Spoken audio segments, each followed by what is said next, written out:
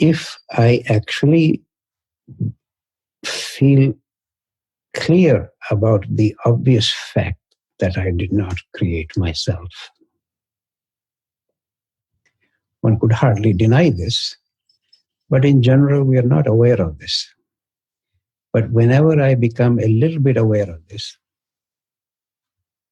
it naturally raises a sense of wonder. Why have I been created? But as with all spiritual mysteries, unlike scientific mysteries, spiritual mysteries, even in principle, cannot be solved. But they are occasionally dissolved if I don't just simply deny it, or if I'm not afraid of the mystery. If I stay contemplating it, occasionally the mystery is dissolved. And there are several consequences of this. One is a sense of celebration and wishing to cooperate with it rather than being afraid of it. And I do whatever I find myself to be good at. Of course, great artists or writers, Bach would write music, Newton would do physics, Uday Shankar will dance. It depends on what one is good at, but whatever way one can celebrate the mystery. Even in their cases, the mystery is not solved. But one consequence of the little freedom from wishing to have the solution is that one's attention becomes more and more interested in the journey of transformation or the journey of the search rather than the destination. Because destination, whether religiously speaking one wishes to find God or go to heaven or be enlightened, all that always remains a mental construct. Because even the greatest sages say they cannot describe what nirvana is. If the Buddha is unable to describe what nirvana is, how would I know what nirvana is? Similarly with everything else. Whatever labels are attached to this highest mystery.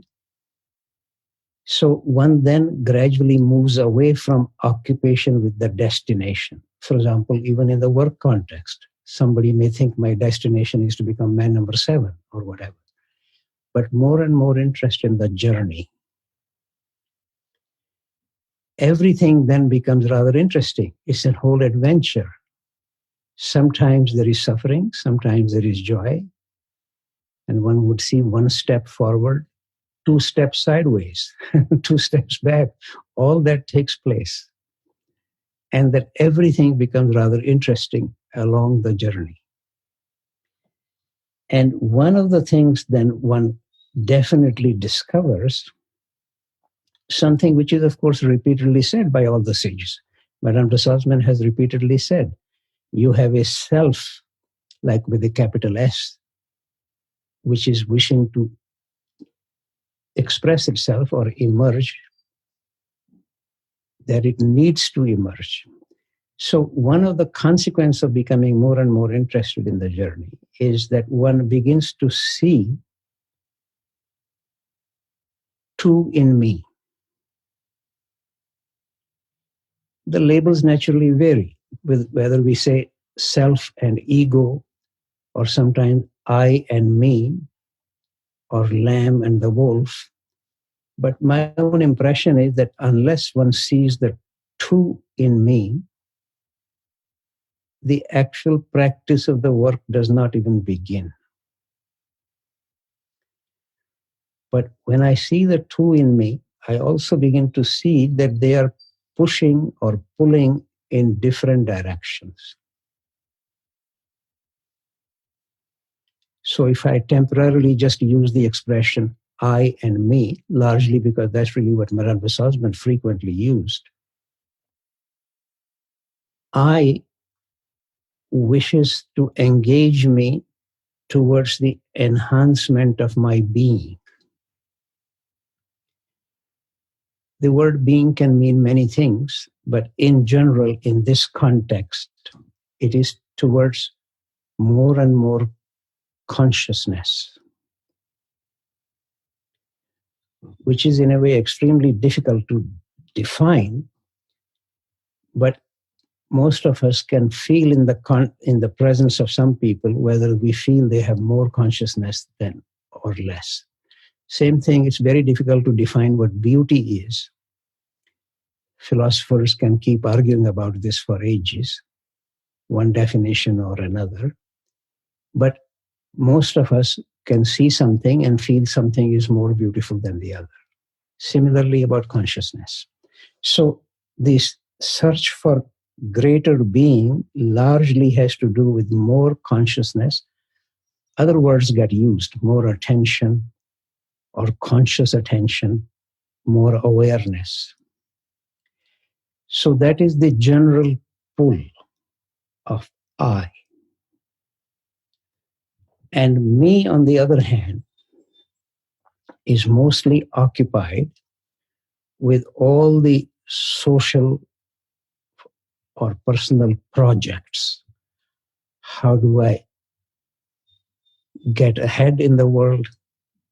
How can I have a car or a house which is better than my neighbor's car or house? More possession, more advancement, very much personal occupation. Whereas I is, strictly speaking, not personal. And very strong suggestion that this I, we don't always use this kind of expression in the work language, that it is a particle of divinity, but very much the suggestion that it is coming from a higher level of consciousness. And the expression that Madame de Saudeman used, that an energy is trying to evolve. This expression, this is not the use of energy in physics, for example. So we need to be very careful here. Different in the work language, different levels of energy means there are different levels of consciousness. So, for example, one of her remarks is that what religions call God is higher energy. So an energy is trying to evolve. This is why it has taken on my body, which means that my body is intended to be the instrument for the evolution of this energy. I'm using the word body, but I think I mentioned this last time as well. It also includes the mind, just for simplicity, rather than saying all the time body, mind. The whole of what I usually call myself.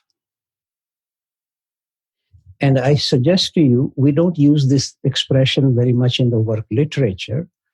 We have a ray of creation, but we forget that there is also a ray of evolution. Very strong suggestion that every level of existence in the universe is wishing to evolve. For example, this is more or less a direct quote from Gurdjieff. Moon wishes to evolve to the level of the earth to the level of the sun, etc. Every level wishes to evolve. So this wish or need for evolution is universal. And this ray of evolution is actually assisted by periodically what we call messengers from above. They come precisely in order to assist us along the ray of evolution. Whereas the ray of creation is really the ray of involution in the opposite direction. So it's important for us to keep in mind that we are actually in the middle of these two rays. And the call for us is to assist this energy which has taken on my body mind to evolve. So then, if all of this makes sense to me, even theoretically, then I would naturally ask myself, how can I become the appropriate instrument for this evolution? What kind of action or thought is required from, or what kind of work is required from my side to assist this? So then one's enterprise becomes, how can I be of assistance to this? But in order to do that, I first of all need to become more and more aware of both of my sides, both of the I and the me. And a very strong suggestion, much more emphasized by Madame de Salzmann, at least in my reading, than by Gurdjieff himself, that what is called for us is to become the connecting link between I and me. So we need to think, as it were, of the third party here. I have to become the intermediary or the mediator between I and me, between self and ego, between the lamb and the wolf. Otherwise, if I don't enter there and take proper care, the wolf will just eat the lamb. Therefore, the so-called lower self or ego basically takes over. All we need to do is to look at all our political leaders in the world who are running the whole world, or even in the so-called religious institutions. Wherever we look, we can see ego-driven enterprise. But we are called really in the work to look at ourselves much more impartially, and I will find much the same in me. Most of my time and energy is occupied with my worldly success in whatever I understand by success in the world at any given time. So it's only when I can in fact be a little bit aware of the two in me and what is my raison d'etre, why have I been created? Especially when, and this doesn't happen very often with me, but occasionally I'm very clear that I'm here really only in this body, only for a few decades, and especially now at my age, only for a few more years. Then those are the moments when I can in fact be slightly more interested in what is the call of the real I, what is the real self wishing me to do, what is its need. But then it also becomes entirely clear at that time, I'm now more or less repeating this remark of Madame de Salzmann, that my body, including my mind, is not exclusively mine affair. If by mine I mean that it is wholly the concern of the ego, then it's easier for me to see that this I, or the real self, also has some stake. In fact, that is the very reason this body exists. Why have I been created? If I come back to this again and again, the answer from these remarks of Madame de Salzmann, I have been created by I here, I now mean really the me. This body, the language is always a little problematic, but this body, mind has been created for me to be able to be of some kind of an appropriate instrument for the evolution of this real I. This is the reason I'm suggesting that we need to become more and more clear that there is a ray of evolution, not only the ray of creation. I hardly ever hear that language in the work context, but I'm inviting you to think about this quite seriously. Then it is fairly obvious that my body is not exclusively my affair, my meaning, my ego's affair, that it does need to serve something else. And then I also realize in myself strongly, very strong tendency in any of the work gatherings, whether it's a work period or in a sitting, being guided by somebody, that there is such a strong attachment to my own self. Remember, whatever I now am is the end product of my entire past life. My cultural background, family background, even what language I grew up speaking or what music I grew up listening. In fact, more and more research has been now done that if I grew up listening to Chinese music rather than Indian music, the DNA in my system will be different. More and more research actually is available for this. So I am completely a conditioned self, wholly conditioned by all of these past background. And therefore, it's not so easy to be free of it. Addiction to the status quo is very large. And part of that status quo is the natural tendency to imagine everything is for my welfare, for me to get ahead. And I see this often myself, even in the context of the work gatherings. That's the reason I expressed that one particular situation when Madame de Salzman was not able to come one evening to give a sitting. A senior person in the work in Paris gave the sitting, and I was somehow complaining to her about that I didn't feel that it had a good quality or something. And I was really struck by her asking me simply, "Did you help?" A simple sentence, but it was like a thunderbolt. And for me personally, this has been a very important one sentence.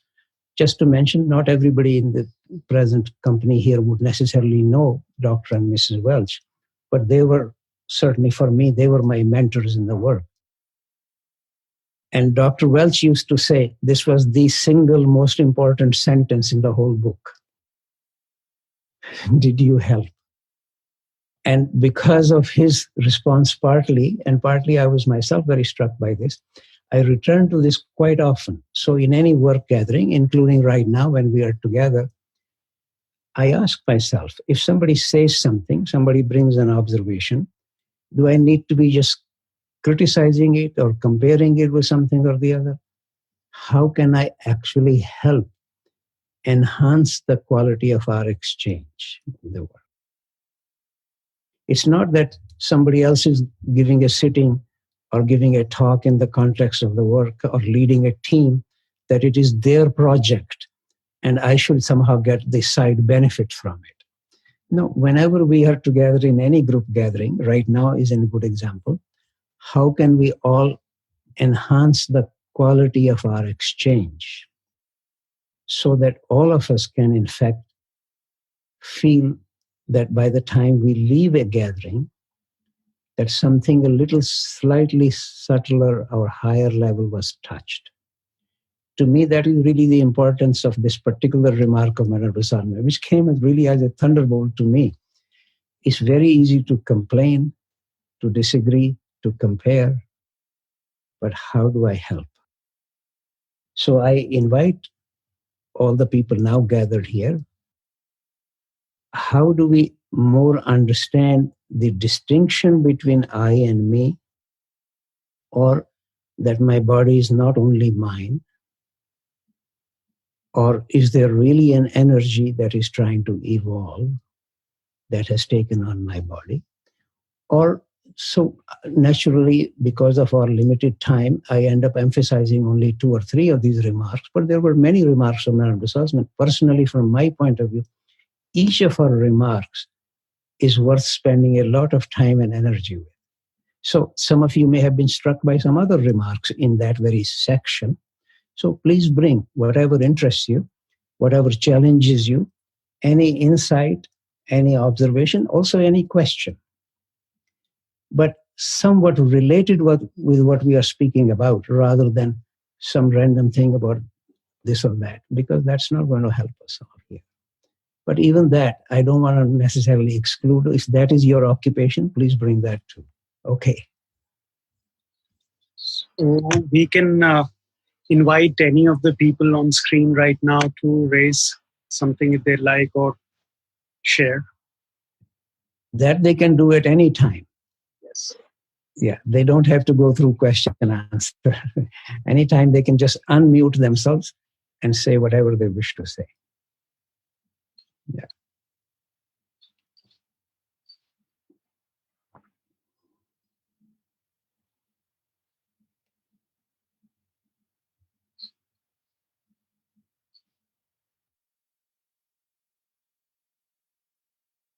Please feel free, but don't feel obliged. Sometimes just being silent and attentive can be actually a great help. So, I mean, when I notice this myself in some meeting, just because I sit there rightly and paying attention, assists the quality of the gathering. So don't feel obliged to speak. Anybody else can, our question answer person can invite questions. Yes, the attendees have the Q&A box that they can enter their questions in, and they'll be given a notification and brought on screen. But in the meanwhile, anybody here who would like to share or raise something, please go.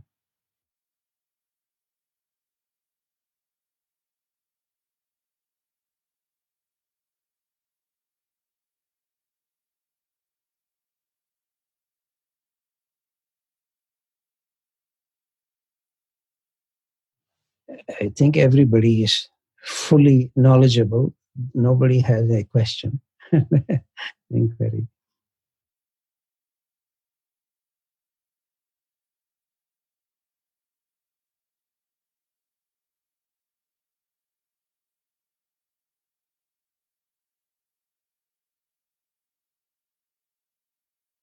I wonder where the concept of the soul comes in. Because you're talking about a higher, that the energy came into the body in the first place, and it required the body to evolve. So where does that equate to the soul? Or how does the common idea into this? Yes, it is very close to the idea of the soul. But as you know, Guruji went out of his way to not use that expression for one good reason. Let me quickly mention this. That it is true that now what we are calling soul, this energy which is trying to evolve, that it is actually a particle of higher energy. Now, let me first of all use a very traditional language for a moment. It's part of the spirit. Soul is personal. Your soul is different from my soul, but spirit is transpersonal.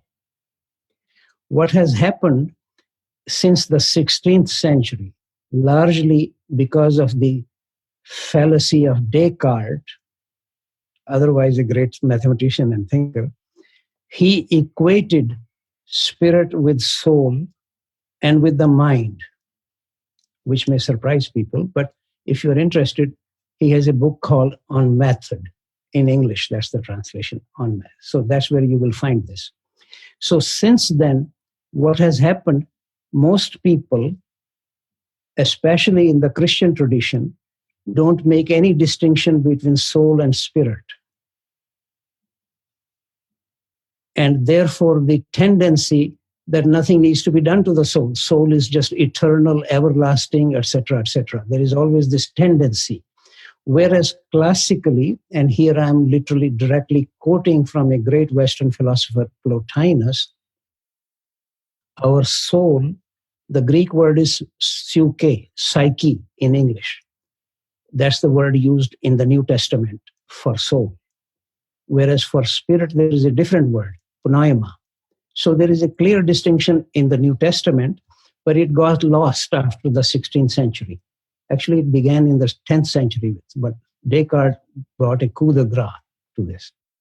In any case, so according to Plotinus, our soul is amphibious in nature. It can sink completely into matter or soar into the one. He refers to God as the one. So Therefore, the soul has the possibility of this movement. And in general, for most of us, we can look around. It's easier to look outside to find this, but what is required is for us to look inside. The soul is mostly sinking into the matter. It's just occupied with material welfare. And therefore, it doesn't come to the level of the spirit. That is, which is that call. How can I assist this energy which has taken on my body mind? Now, rather than using the word energy, we could use the word soul here. In fact, people often forget that the very first version of Beelzebub's tales actually had the word soul many times in it. But when it was being read aloud, people have all kinds of associations with the word soul. So Gurdjieff went out of his way to remove those from the text by the time it was published in English. So yes, so your question is quite right. That would be what would be considered the soul, the energy in us. But it has the tendency to go down or to go up. Not the tendency, but possibility. So our call is to assist to go up. By up here, I mean towards the spirit.